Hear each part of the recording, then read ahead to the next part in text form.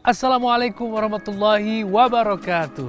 Alhamdulillah, nahmaduhu wa nusallimu ala rasul karim, amma ba'd. Pemirsa yang berbahagia, Alhamdulillah Allah Subhanahu wa taala telah memperjumpakan kita kembali dalam Risalah Hati. Dan kali ini insya Allah kita akan membahas atau bermuzakarah tentang salawat kepada Nabi Sallallahu Alaihi Wasallam. Kadang-kadang saking sibuknya kita memperhatikan kehidupan dunia kita, kita lupa bersalawat kepada Nabi Muhammad Sallallahu Alaihi Wasallam. Bahkan yang sering terjadi ketika asma atau nama Nabi Muhammad Sallallahu Alaihi Wasallam disebutkan, kadang-kadang kita lupa untuk bersalawat. Nauzubillahi min dzalik.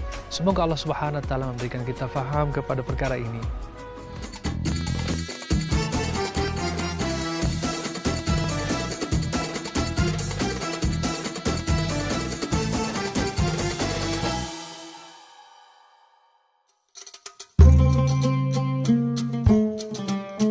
Sholawat bentuk jamak dari kata shola atau sholat yang berarti doa, keberkahan, kemuliaan, kesejahteraan, dan ibadah. Arti bersolawat dapat dilihat dari pelakunya. Jika sholawat itu datangnya dari Allah Subhanahu wa Ta'ala, berarti memberi rahmat kepada makhluk. Jika sholawat dari malaikat, berarti memberikan ampunan. Sedangkan sholawat dari orang-orang mukmin berarti suatu doa agar Allah Subhanahu wa Ta'ala memberi rahmat dan kesejahteraan kepada Nabi Muhammad SAW dan keluarganya. Sholawat juga berarti doa untuk diri sendiri, orang banyak, atau untuk kepentingan bersama. Sedangkan sholawat sebagai ibadah ialah pernyataan hamba atas kedudukannya kepada Allah Subhanahu wa Ta'ala. Sebagaimana yang dijanjikan Nabi Muhammad SAW bahwa orang yang bersolawat kepadanya akan mendapat pahala yang besar, baik solawat dalam bentuk tulisan maupun lisan.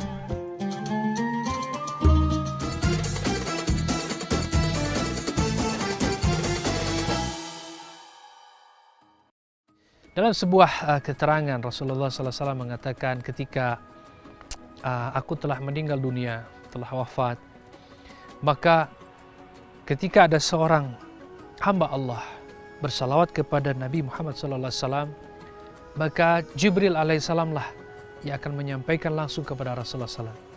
Jibril akan mendatangiku dan menyampaikan kepadaku, kata Rasulullah SAW, bahwa Fulan bin Fulan telah bersalawat kepada Rasulullah SAW. Maka Rasulullah akan menjawab, waalaihissalam, yang maknanya kurang lebih salam, rahmat, dan keberkahan Allah untuknya pula.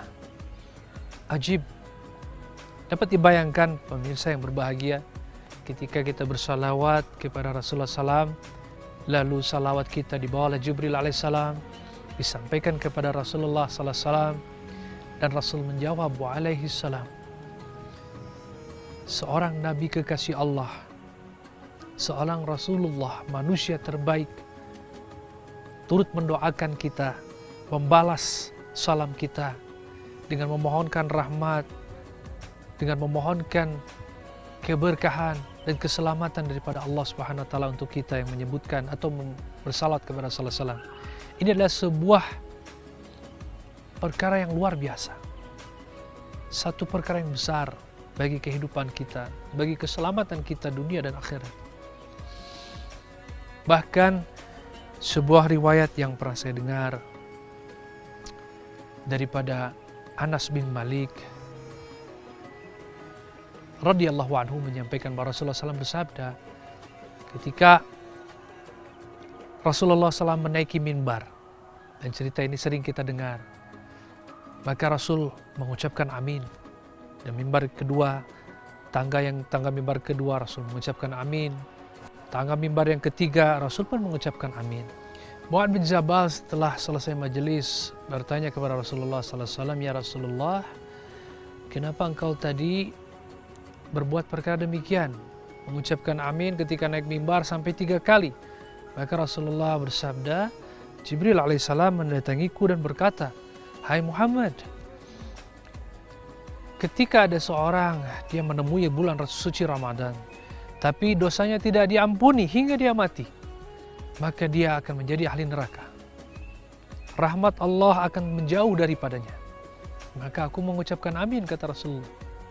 Yang kedua kalinya, ketika seseorang menemui kedua orang tuanya atau salah satu di antaranya masih hidup, dan dia tidak berbakti kepadanya hingga mati, maka dia akan celaka, menjadi penghuni neraka. Rahmat Allah akan menjauh darinya.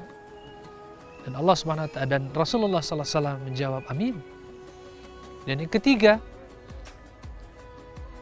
ketika seseorang mendengar asmamu disebut, namamu disebut, dan dia tidak bersalawat kepadamu hingga dia mati, maka dia akan menjadi penghuni neraka.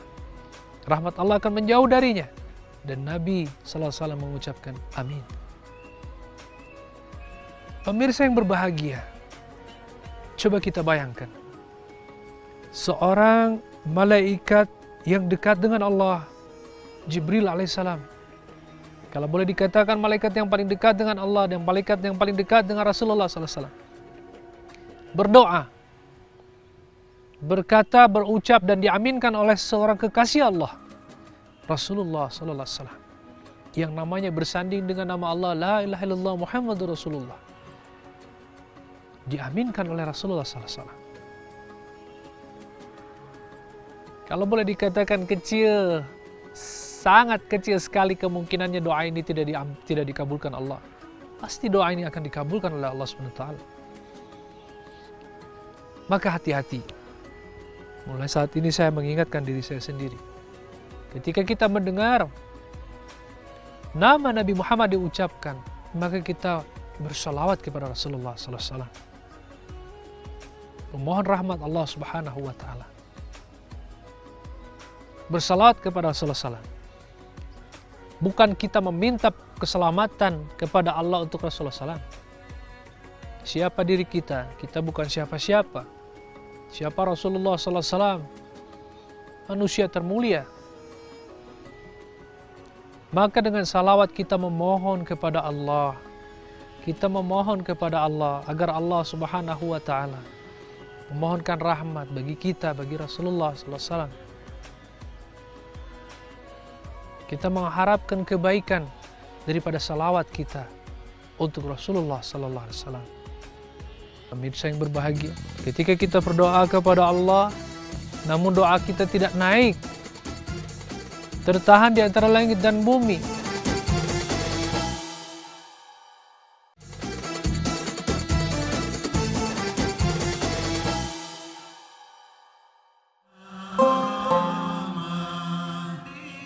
Tujuan Allah menyuruh manusia bersolawat kepada Nabi Muhammad adalah agar umat Islam seluruhnya menaruh rasa hormat kepada beliau.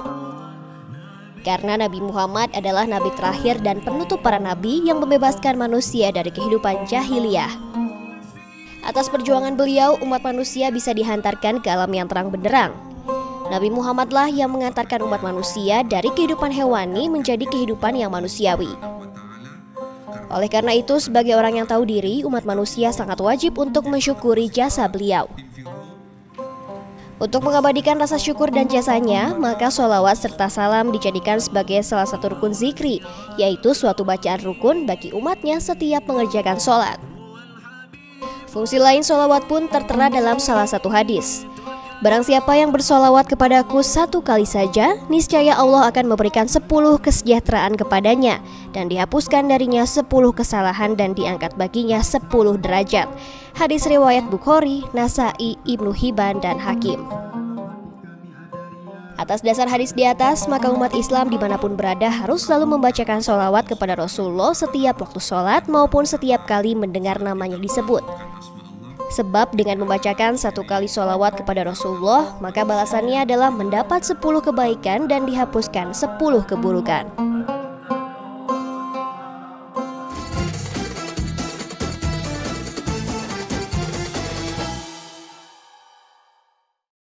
Apakah kita boleh memohon kebaikan kepada Allah SWT dengan bersalawat kepada Rasulullah SAW? Tentu sangat dianjurkan sekali. Bahkan seorang sahabat Nabi Sallallahu Alaihi Wasallam mengatakan bahwa doa seseorang hamba akan tertahan di antara langit dan bumi.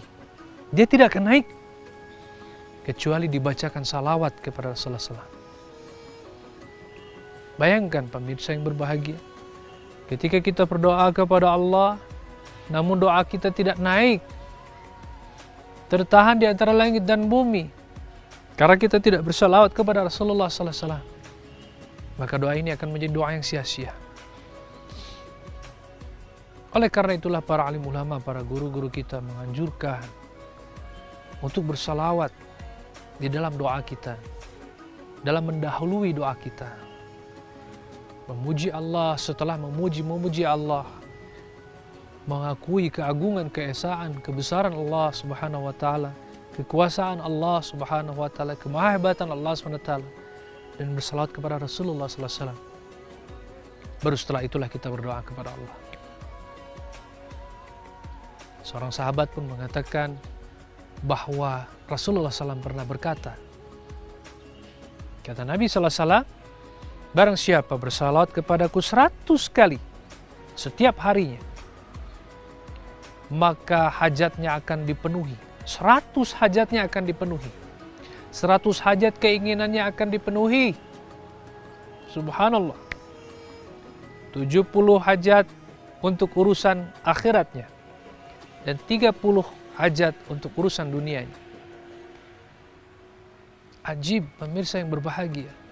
Seandainya kita memiliki keyakinan yang sempurna kepada setiap kalam Allah dan sabda Nabi sallallahu alaihi wasallam, insyaallah kehidupan kita akan baik-baik saja. Hajat-hajat, keinginan-keinginan kita akan dipenuhi Allah Subhanahu wa taala. Hanya dengan satu amal salawat saja. Sesungguhnya ketika kita mengetahui setiap fadilah daripada salawat ini, pastilah kita akan memiliki keyakinan bahwa dengan salawat kepada Rasulullah SAW akan mendatangkan kebaikan demi kebaikan di dalam kehidupan kita, bahkan untuk kehidupan dunia dan akhirat kita. 100 kali shalawat setiap hari kata Nabi sallallahu alaihi wasallam, 100 hajat keinginan akan dipenuhi, 70 hajat untuk urusan akhirat, 30 sisanya untuk urusan dunia. Subhanallah. Ketika satu orang bersalawat kepada Nabi sallallahu alaihi wasallam, maka Allah SWT akan memberinya 10 rahmat. Bahkan 10 dosanya akan diampuni oleh Allah SWT. Bagaimana tidak? Setiap perintah Allah Subhanahu wa taala di dalam Al-Quran ditujukan langsung kepada hambanya. Namun tidak demikian tentang perkara salawat.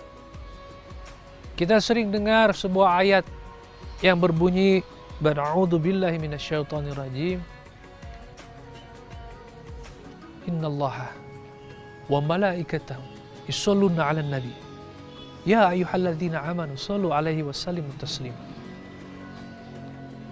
Sesungguhnya Allah beserta para malaikatnya bersalawat kepada Nabi sallallahu alaihi wasallam. Di sini Allah Subhanahu wa taala mengawali perintahnya dengan Allah sendiri yang bersalawat, bahkan dengan beserta seluruh malaikatnya bersalawat kepada Nabi Muhammad sallallahu alaihi wasallam. Lalu diteruskan dengan perintah, dengan satu kewajiban, membebankan satu kewajiban kepada hambanya, kepada setiap muslim, kepada setiap orang Islam, muslim dan mukmin, untuk bersalawat kepada Nabi sallallahu alaihi wasallam. Subhanallah. Sungguh seharusnya tidak ada keraguan lagi untuk kita bersalawat kepada Rasulullah sallallahu alaihi wasallam. Bahkan Allah sendiri pun bersalawat kepada Nabi sallallahu alaihi wasallam. Para malaikat bersalawat kepada Nabi sallallahu alaihi wasallam. Dan kita wajib diperintahkan Allah untuk bersalawat kepada Nabi sallallahu alaihi wasallam. Maka pemirsa yang berbahagia, melalui muzakarah singkat ini, sama-sama kita kembali menumbuhkan jazbah semangat kita di dalam keseharian kita untuk senantiasa bersalat kepada Rasulullah SAW, mengajarkan anak dan istri kita untuk bersalat kepada Nabi Sallallahu Alaihi Wasallam, membiasakan diri kita untuk menjawab salawat ketika Nabi Muhammad Sallallahu Alaihi Wasallam disebutkan namanya. Ketika telinga kita mendengarkan nama Nabi Muhammad Sallallahu Alaihi Wasallam diucapkan, maka kita bersalawat kepada Nabi Sallallahu Alaihi Wasallam. Karena kita tidak ingin menjadi orang-orang yang celaka, bahkan kita ingin menjadi orang-orang yang mendapatkan rahmat Allah dan syafaat daripada Nabi Sallallahu Alaihi Wasallam. Dan orang ini berkata, "Tidakkah engkau mengenalku?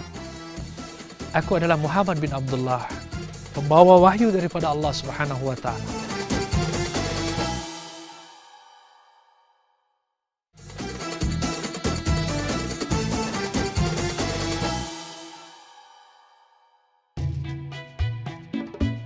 Para ulama berpendapat bahwa bersolawat kepada Nabi adalah suatu pekerjaan yang disukai. Ada juga ulama yang mengatakan bahwa bersolawat kepada Nabi suatu ibadat yang diwajibkan, hanya tidak ditentukan kadar banyaknya. Jadi, apabila seseorang telah bersolawat, biarpun sekali saja, terlepaslah ia dari kewajiban. Namun ada juga ulama yang mengatakan bahwa bersolawat itu diwajibkan pada tiap-tiap kita berdoa. Dalam hadis Nabi berfirman, "Kaum mana saja yang duduk dalam suatu majelis dan melamakan duduknya dalam majelis itu, kemudian mereka bubar dengan tidak menyebut nama Allah dan tidak bersolawat kepada Nabi, niscaya mereka menghadapi kekurangan dari Allah.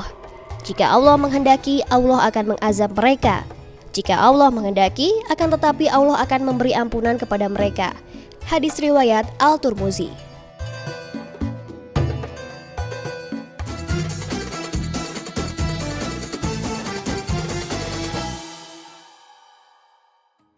Sebelum saya menutup perjumpaan kita, insyaAllah ada sebuah kisah menarik tentang salawat ini daripada Sufyan Ats-Tsauri.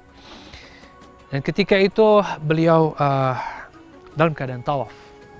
Dan beliau melihat satu orang ketika dia melangkahkan kakinya, dia mengangkat kakinya dengan bersalawat dan dia menginjakkan kakinya dengan bersalawat. Maka dia menegurnya, "Wahai Tuhan, kenapa engkau tidak bertahlil dan bertakbir, melainkan kau terus bersalawat saja?"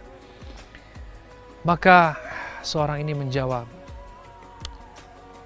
"Semoga Allah merahmatimu. Tidak aku tahukah siapa aku ini? Aku akan membuka siapa aku sebenarnya." Jadi seorang ini dia bercerita ketika dia bersama ayahnya dalam keadaan berhaji. Lalu ayahnya dalam perjalanan jatuh sakit dan dia menjaganya dalam kesusahan dan musibah itu, sehingga di malam hari ayahnya meninggal dunia dalam keadaan wajahnya menghitam. Innalillahi wa inna ilaihi raji'un. Maka dalam keadaan dia menjaga ayahnya yang telah meninggal dunia setelah perjalanan haji atau dalam keadaan perjalanan haji, dia pun tertidur dan bermimpi. Dikatakan, "Aku bermimpi seorang mendatangiku dengan wajah yang sangat bagus, pakaian yang bersih dan bau yang sangat harum. Maka seorang ini mendekati mayat ayahku. Dia membuka penutup wajah dan mengusap wajahnya sehingga wajah ayahku berubah menjadi sangat putih. Dan dia bergegas meninggalkan. Tapi aku menarik gamisnya dan aku berkata, 'Siapakah engkau?' Dan orang ini berkata, 'Tidakkah engkau mengenalku? Aku adalah Muhammad bin Abdullah, pembawa wahyu daripada Allah Subhanahu wa Ta'ala. Dan ayahmu adalah seorang yang sangat banyak dosa.' Lalu ketika ini dia meminta bantuanku dan aku datang bergegas untuk membantunya. Dan aku sangat senang membantunya karena dia ada seorang yang sangat rajin bersalawat kepadaku. Ayahmu ini orang yang sangat rajin bersalawat kepadaku," kata Rasulullah. "Maka aku datang untuk membantunya. Dan setelah itu aku terbangun daripada mimpiku," katanya. "Dan Masya Allah, ketika aku melihat wajah ayahku, betul-betul keadaan wajah ayahku bersih, putih, sangat putih, sebagaimana dalam mimpi."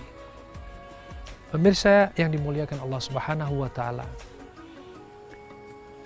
seharusnya kisah-kisah nyata seperti ini menjadi penyemangat bagi kita. Bagaimana kemuliaan, ketinggian derajat Nabi Sallallahu Alaihi Wasallam, sehingga ketika kita bersalawat kepadanya, kebaikan akan datang menghampiri kita. Sebagaimana dikatakan, seorang yang ikhlas mengucapkan salawat 1 kali saja, maka Allah akan memberikan rahmatnya 10 kali. Allah akan meninggikan derajatnya sampai 10 tingkat. Dan 10 dosanya akan digugurkan, akan dihapuskan. Sebuah keutamaan yang sangat besar. dan masih banyak keutamaan yang lainnya. Maka pemirsa yang dimuliakan Allah SWT, semoga dengan pertemuan singkat ini kita menjadi ahli-ahli salawat. Bagaimana cara bersalawat? Ini kesempatan bagi kita untuk talabul ilmi, mendatangi para alim ulama dan guru-guru kita untuk bertanya, sebaiknya seperti apa cara bersalawat yang sangat baik yang diajarkan atau dicontohkan Rasulullah SAW. Wallahu a'lam. Alhamdulillahirabbil alamin. Hamdan yafi ni'amika fi mazidah. Ya Rabbana lakal hamdu kama yanbaghi lijalli wajhikal karim wa 'azimi sultani. Allahumma shalli ala sayyidina Muhammadin wa ala ali sayyidina Muhammad.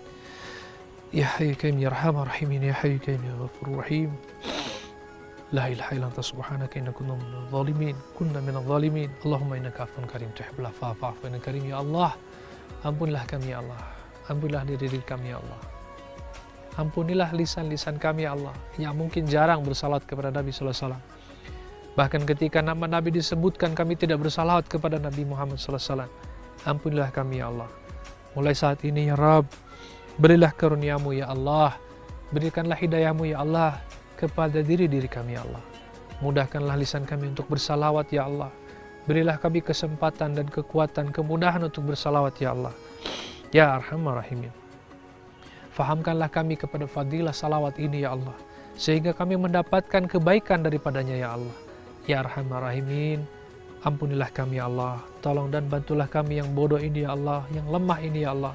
Kami bukan apa-apa tanpa bantuanmu ya Rabb.